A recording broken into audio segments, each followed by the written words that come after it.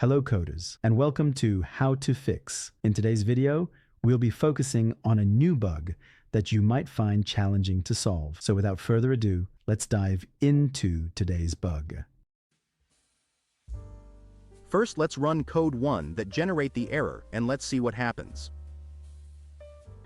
Here's a detailed analysis and the remedy for this problem.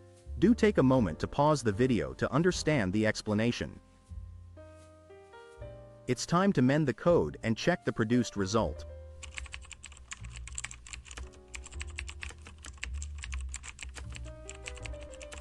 And there you have it. The code executes flawlessly and our output matches our expectations.